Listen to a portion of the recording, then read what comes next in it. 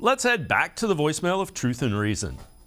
Hey, how you guys doing? You know, everybody wants to fire Joe Woods, fire this person, fire that person. How come nobody's talking about firing Paul DePodesta? Isn't he the driving force of these analytics? And for what they believe in, he doesn't believe in defensive tackles, right? Because Joe Woods was successful in Denver. He was successful in San Francisco. You know why? Look at their front four. You know, it's front three. Whatever they had in front, they had players. Joe Woods, I think if you put some guys who can stop some things, wouldn't put so much pressure on the back end to keep getting burned, and we're getting gashed in the run game. So instead of thinking about firing the coaches, what about we talk about Paul DePodesta and what influence he's got over the team? Just my question or my opinion. Go Browns. As always, appreciate all of the voicemails. Casey, that's an interesting topic in getting into analytics. And I'm a guy that really didn't like analytics.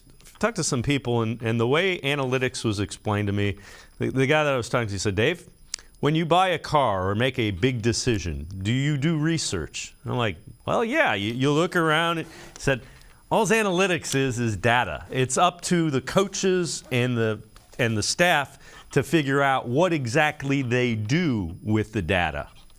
So be that as it may, I think the viewer makes a great point. The defensive tackles, I questioned them from the beginning, and nobody has stepped up. Yeah, and to the DePodesta point, I think everything needs to be examined. I mean, from top to bottom. So he's not above reproach, you know. See what kind of influence he does have and whether that's trending everything in the right direction. Like you said, when it comes to analytics, like I think that word just gets labeled on things. And if you just look at it as gathering all the possible data and information and making the best informed decision possible based on that. I think where you get in trouble with analytics is when you let the numbers, statistics, and everything, the probabilities dictate your decisions. You know, at the end of the day, there's a human element, you know, and it's momentum. And that's something that can't be gauged with numbers. So you sometimes you have to make decisions based on, you know, as a coach, what you're seeing and how you feel it's going to affect the gameplay going forward. So it can't always be about numbers. And like to the point about defensive tackles, obviously a huge problem for this team. Now, I will say I saw things last week that I hadn't seen before. I saw Tommy Togiai make a play. I don't know if you guys saw it, but I saw it. I could not believe my eyes. It appears it's actually an option that he can make a play.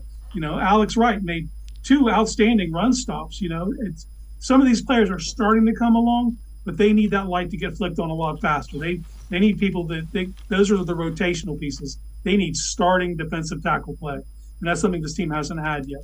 So there's a lot of things that need to be examined, and I don't think it's from the top on down. You know, there's nothing you can do about the owners, but from every other piece that needs to be looked at and examined to see how they can move forward and put this team in the best possible position to win.